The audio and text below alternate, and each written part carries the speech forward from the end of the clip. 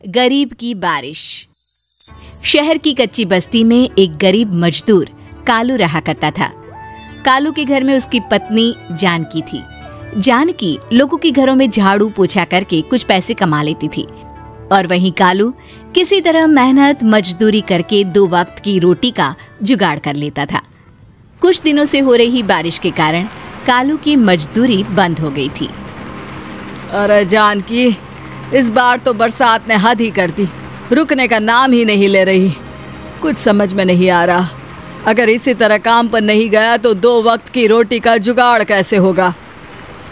अरे तुम चिंता क्यों करते हो, बारिश का क्या है, 1 आध दिन में रुक जाएगी और उसके बाद में फिर से काम शुरू हो जाएगा। अरे 3 दिन तो हो गए, बरसात तो रुक ही नहीं रही है और आगे भी रुकने के कोई आसार नहीं दिख रहे। तो क्या हुआ, तुम्हारा काम बंद हुआ है ना? मैं तो अभी भी लोगों के घर झाड़ू पोछा करने जाती ही हूँ। मेरे पगार से कुछ दिन तो निकल ही जाएंगे। अरे घर का खर्चा तो हम किसी तरह चला लेंगे जानकी, लेकिन ये जो छत टपक रही है इसका क्या करेंगे? ये बात तो आपकी सही है। हमारी झोपड़ी अब काफी पुरानी हो चुकी है और इसके छप्पर में भी कई सारे छेद हो गए हैं। रात भर पानी टपकता रहता है। अरे मैं भी इसी बात से बहुत परेशान रहता हूँ। कहीं किसी दिन ज्यादा बारिश आ गई तो हमारी झोपड़ी टूटकर बिखर ना जाए। राम राम राम, ऐसी अशुभ बातें क्यों करते हो? अरे ऐसा कुछ नहीं होने वाला। ये झोपड़ी ही तो हमारा सब कुछ है। अगर यही नहीं रही तो हम जाएंगे कहाँ?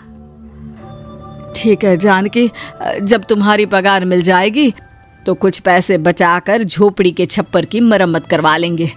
शायद हमारी परेशानी कुछ कम हो जाए। ठीक है जी, अब ना ज्यादा परेशान मत हो। ये लो, खाना खा लो और सो जाओ। सुबह मुझे भी जल्दी काम पर जाना है। जानकी और कालू अपनी झोपड़ी में सो गए। रात को अचानक से बहुत तेज बारिश शुरू हो गई। धीरे धीरे बारिश का पानी कालू की बस्ती में भरने लगा। पानी भरते भरते झोपड़ी के बाहर तक पहुंच गया था। सुबह के वक्त जब कालू और जानकी सोकर उठे, हे भगवान, ये क्या हो गया? बारिश का पानी तो हमारे घरों तक पहुंच चुका है। अब मैं काम पर कैसे जाऊंगी? रहने दो जानकी, तुम आज काम पर मत जाओ। ऐसे पानी से निकल कर जाओगी और बीमार पड़ गई तो लेने के देने पड़ जाएंगे। लेकिन अगर नहीं गई तो मालकिन लोग नाराज हो जाएंगे। आप जानते हैं ना, बड़ी मुश्किल से 1 दिन की छुट्टी भी नहीं देती है। अरे लेकिन जानकी, झोपड़ी के बाहर तो पूरी बस्ती में पानी भरा है, तुम जाओगी कैसे? जानकी जैसे तैसे करके काम पर चली जाती है, लेकिन अगले दिन फिर से बहुत ज्यादा बारिश होती है और बस्ती में ज्यादा पानी भर जाता है। आज तो मैं तुम्हें किसी भी तरह काम पर नहीं जाने दूंगा। अरे अगर तुम्हें कुछ हो गया तो क्या होगा? ठीक है, तुम ठीक ही कहते हो, आज नहीं जाती। अगर मालकिन नाराज हो गई तो मना लूंगी किसी तरह।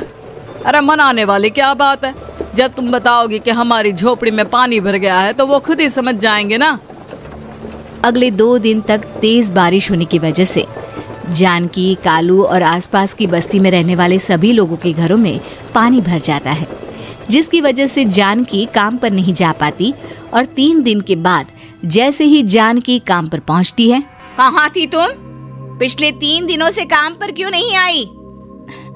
मेम साहब, क्या बताऊं, इतनी ज्यादा बारिश हो रही थी, हमारी पूरी बस्ती में पानी भर गया है और उससे भी ज्यादा तो मेरी झोपड़ी के अंदर पानी भर गया। आप ही बताइए कैसे आती मैं? इसका मतलब ये हुआ कि बारिश होगी तो तुम काम पर नहीं आओगी? ना ना, मेरे कहने का ये मतलब नहीं था मेम साहब। तुम जानती भी हो 3 दिन से कितनी परेशानी हो रही है मुझे। सारा काम मुझे खुद करना पड़ा। माफ कर दीजिए मालकिन जी, पर मैं क्या करती, आने के लिए रास्ता ही नहीं था, सब जगह पानी भरा हुआ था। बहाने तो तुझे बहुत बनाने आते हैं। जानकी देख, अगर अगली बार ऐसा किया ना तो फिर काम से हमेशा के लिए छुट्टी। अरे ना ना मालकिन, ऐसा मत कीजिए। बारिश की वजह से मेरे पति की मजदूरी भी छूट गई है। बड़ी मुश्किल से घर में 2 वक्त खाने की रोटी का जुगाड़ हो पाता है। आप मुझे काम से निकाल देंगे तो हम क्या खाएंगे? अगर इतनी ही चिंता है तो फिर रोजाना काम पर आया करो। चलो अब जल्दी से जाकर घर का सारा काम करो। बारिश रुकने का नाम ही नहीं ले रही थी। पूरे शहर में बाढ़ जैसे हालात बन गए थे, लेकिन नौकरी जाने के डर से जानकी किसी तरह रोज काम पर जाती थी। एक दिन जब जानकी काम करके अपने घर लौट आई तो अचानक उसकी बस्ती में कुछ लोगों का शोर सुनाई दिया। अरे लगता है बाहर कुछ हुआ है, मैं जाकर देखता हूँ। हाँ, पता तो कीजिए, ये बस्ती में लोग इतना शोर क्यों कर रहे हैं? बाहर जाकर कालू ने एक आदमी से पूछा। अरे क्या हुआ भाई, इतना शोर क्यों मचा रहा है? अरे क्या बताए भैया, अपने बस्ती के बाहर एक पुल टूट गया है और वहाँ पर एक कार फंसी है। थोड़ी देर में अगर किसी ने नहीं बचाया ना तो वो कार पानी में बह जाएगी। ये क्या कह रहे हो भैया, कार के अंदर कोई है क्या? हाँ, कोई औरत बैठी है, अकेली है, बहुत रो रही है बेचारी, मदद के लिए बुला रही है। अरे तो हमें जाकर उनकी मदद करनी चाहिए ना। अरे लेकिन इसमें बहुत खतरा है, हमें अपने आप को बचाना चाहिए, पानी कभी भी हमारी बस्ती की तरफ आ सकता है। अरे तुम्हें नहीं चलना तो मत चलो, लेकिन मैं तो जाकर उस औरत की मदद जरूर करूंगा। कालू उस जगह पर पहुंचता है जहां वो औरत कार में फंसी हुई थी। वहां पर पानी का बहाव बहुत तेज था और सारा पानी कालू की बस्ती की तरफ ही आ रहा था। कालू ने एक बड़ी सी रस्सी को पेड़ से बांध दिया और दूसरे सिरे को कार की तरफ फेंक दिया और उस औरत को रस्सी के सहारे बाहर आने के लिए कहा। तभी वहां जानकी भी दौड़ती हुई आई। अरे ये तो मेरी मालकिन है, जिनके यहाँ मैं काम करने जाती हूँ। अरे मैडम जी, आप डरिएगा मत, आपको कुछ नहीं होगा। आपकी गाड़ी को भी मैंने रस्सी से बांध दिया है। थोड़ी देर में पानी का बहाव कम हो जाएगा, फिर हम आपकी कार को भी बाहर निकाल लेंगे। क्या तुम जानकी के पति हो?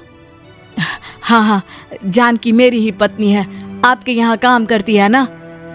लेकिन मेम साहब, आप यहाँ पानी में कैसे फंस गई?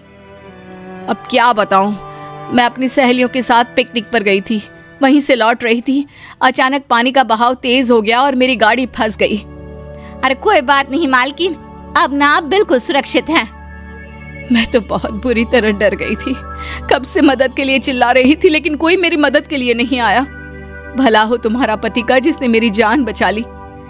लेकिन जानकी, मैंने तुम्हारे साथ बहुत गलत व्यवहार किया। इतने खराब मौसम और बाढ़ में भी तुम्हें काम पर आने के लिए कहा, नौकरी से निकालने की धमकी भी दी, और तुमने मेरी जान बचाई। मुझे माफ कर दो। अरे कोई बात नहीं मालकिन, आपकी जान बचाना तो हमारा धर्म था। देखो जानकी, तुम्हारी झोपड़ी में जो भी नुकसान हुआ है उसके लिए मैं तुम्हें पैसे दूंगी। आज तुम्हारे पति ने मेरी जान बचाई है और आज के बाद मैं तुम्हें कभी भी नौकरी से निकालने की धमकी नहीं दूंगी। आज मैं तुम्हारी परेशानी को अच्छी तरह समझ चुकी हूँ। हम जैसे पैसे वाले लोगों के लिए अपने घर में बैठकर बारिश का मजा लेना बहुत आसान है, लेकिन तुम गरीब लोगों के लिए बाढ़ और बारिश काफी परेशानी खड़ी कर देते हैं।